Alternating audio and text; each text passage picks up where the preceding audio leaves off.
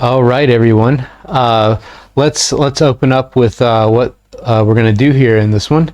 So, in a shocking hot mic moment, Russian President Vladimir Putin, Chinese President Xi Jinping, and North Korean leader Kim Jong Un were overheard discussing immortality and organ harvesting. They didn't specifically say organ harvesting. We'll get into that in just a second. Exploring biotechnological advancements to extend their reigns. They weren't exactly saying to extend their reigns, but you know that's what they mean. Meanwhile, in the U.S., California Governor Gavin Newsom has captured the Democratic imagination as a potential 2028 presidential contender. It's astroturfing, with the Hill highlighting his rising influence amid progressive circles.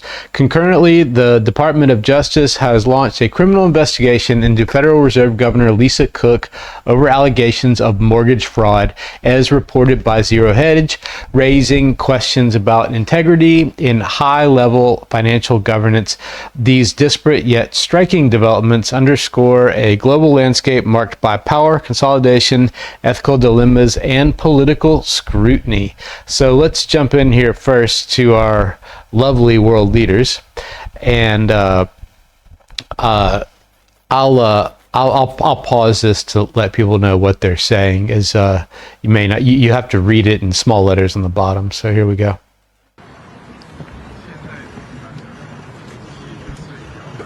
Okay, so it already says Xi in Mandarin is saying these days 70 years old is not old, basically. And then it says there's a translator in Russian. Earlier people lived to 70, but these days at 70 years old, you're still a child.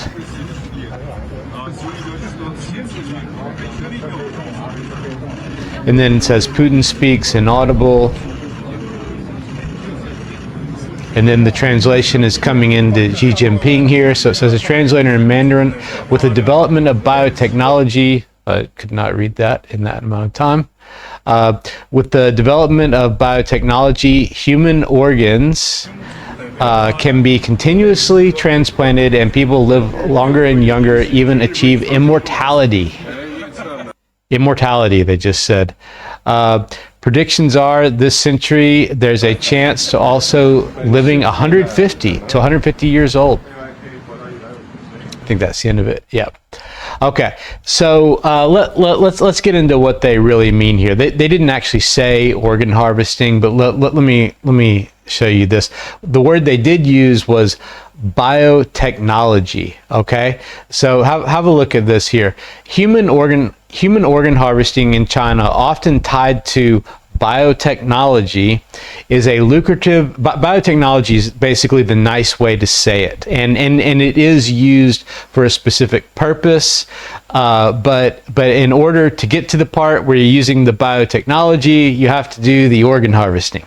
So often tied to biotechnology is a lucrative and controversial practice within global reach, including the U.S. Below is a concise overview of how this operates.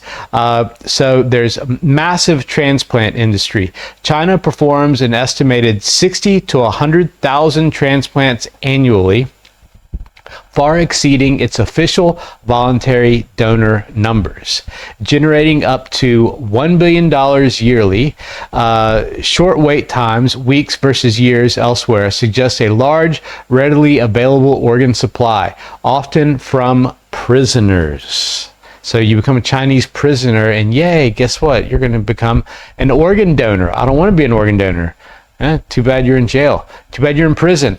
So forced organ harvesting. Reports indicate organs are sourced from prisoners of conscience, primarily Falun Gong practitioners, Uyghurs, and other minorities, often without consent. These groups undergo medical testing in detention, likely for organ matching.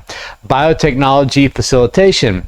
Advanced DNA sequencing and biometric testing, notably in Xinjiang, enable precise organ matching. Companies like Thermo Fisher supply DNA profiling tools, enhancing transplant efficiency and profitability. So that's where the DNA sequencing, that's where it starts bringing in, biotechnology and stuff. Wealthy patients, including, so global transplant tourism. Wealthy patients, including from the U.S., travel to China for quick transplants, paying $60,000 to $170,000 per procedure. This transplant tourism fuels demand, with organs advertised for advanced booking. Lack of transparency. China's organ allocation system lacks oversight, with unavailable donor data and inflated donation numbers. This opacity hides the true scale of forced harvesting, enabling global distribution. U.S. complicity concerns. U.S. healthcare providers and patients may unknowingly engage with organs from China's illicit market. Proposed legislation like the Block Act aims to prevent federal reimbursement for unverified organ transplants. This trade thrives due to high demand, advanced biotech. Yeah, can't do it without the biotech. You just got to harvest the organs first. And minimal regulation, with organs reaching global markets, including the U.S., through transplant tourism and lax oversight. Lovely. And then we've got these, it's really creepy, actually. Once you know that, it's really creepy to watch these guys walking along going, yes, ha ha ha, we can live to be 150 now. Yes, we just use biotechnology, blah, blah. It's pretty disgusting, isn't it? So on to our next one here. Gavin Newsom being AstroTurf. Newsom is becoming an obsession for Democrats beyond California. So basically, this one's really, really simple.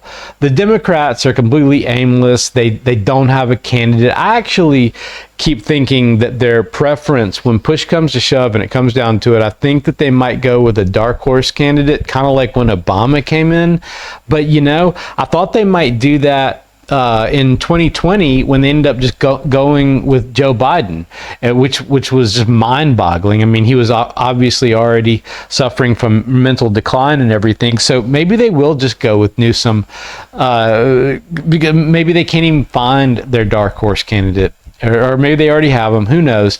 But you know, Gavin Newsom comes from a powerful family. It's linked to the Gettys, you know, like when you see Getty images, and Nancy Pelosi, all extremely wealthy families. So, you know, they might just go with that because there's so much money already there. Anyway, Democrats have become obsessed with Gavin Newsom as the California governor becomes the topic for operatives, donors, and lawmakers. Newsom is consistently driving the news cycle and is coming up in town halls and fundraisers and in conversations outside political circles. While the 2028 presidential election is still more than 3 years away, Newsom is making the kind of name for himself that could lead to front-runner status, political operatives say. I think it's an AstroTurf.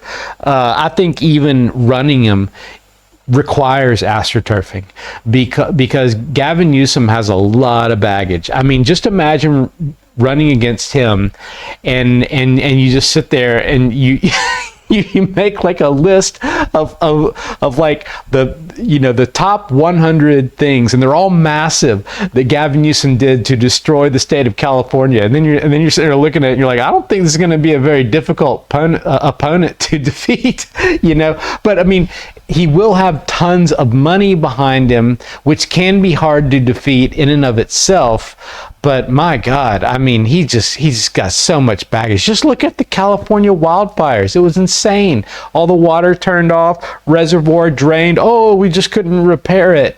You know, the fire hydrants don't have water. It's just so mismanaged, so crazy. I just don't know how he can get past it and become the nominee. But anyway, on to the next one here. The DOJ grand jury criminal investigation fed Governor Lisa Cook over mortgage fraud allegations. The DOJ opens grand jury criminal investigation. So the Department of Justice has opened a criminal investigation into Federal Reserve Governor Lisa Cook and has issued multiple subpoenas as part of the inquiry into whether she committed mortgage fraud, according to the Wall Street Journal, blah, blah, blah. The probe, that's her, there she is. Okay, the probe, for which a grand jury has been assembled, will begin by looking at Cook's properties in Ann Arbor, Michigan and Atlanta. It comes on the heels of 2 criminal investigations from Federal Housing Finance Agency Director Bill Pulta, who has been dropping receipts for weeks with evidence that Cook committed fraud, including claiming 2 properties as her primary residence, as well as claiming that a rented out third property was her second home, all things that would qualify for better rates and tax treatment. So basically, this is the easiest way to go after some of these people. It might be tax fraud, the same way that they brought down so much of the mob. Some of the other things they've done are a lot more difficult to prove in court. This is a lot easier. So it's whatever the easiest way to go after some of these people is just what they're going to do. So last one here. The Kremlin, I actually forgot to put this in the opener, but it doesn't matter. The Kremlin blast unacceptable Western plan for Ukraine security guarantees. This is really bad news, because as long as this goes on, the Ukraine war is just never ending. And it's the thing about the Ukraine war never ending is it's always a looming threat for World War III. So really bad news. After earlier this week, European Commission President Ursula von der Leyen boasted to the Financial Times that the European Union had pretty precise plans for deploying a multinational force to Ukraine, something Putin will not allow. I just can't imagine that he ever would, and which is backstopped by the United States. The Kremlin has made clear it has flatly rejected such a prospect, and I assume always will. At least as long as Putin's alive, but I really can't see it after that either.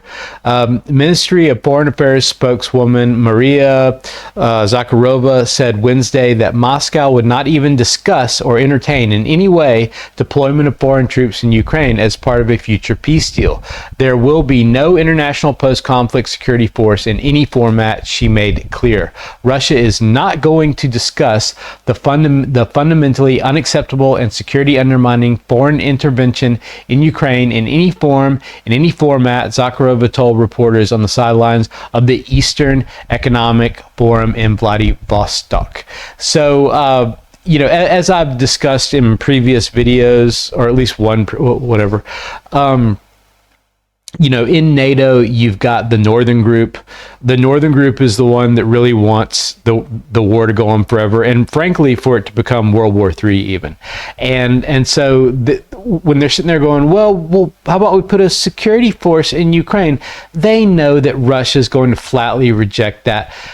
They don't want this war to end, because war. These psychos think that war is the only thing that's going to save the European economies, which are all flatlining, all going into recession or in recession. Germany's in huge trouble, and so they're like, well, what else do we do? Well, when all else fails, they take you to war. That's where they are. And so all this stuff is just a bunch of just BS, really. And it's because for a bunch of people, especially a bunch of weapons people, a bunch of politicians, the war in Ukraine needs to never end. And that's a very unfortunate thing, because probably a lot more people are going to die. And as I said earlier, it keeps open the threat of, nuclear World War III. We're already in World War III, but it hasn't gone nuclear hot yet. And so it's always lovely to have that hanging over your head, but that's where we are. So there we go. If you like this sort of thing, please like, subscribe, and share. And thanks, everybody. Base Gardening out.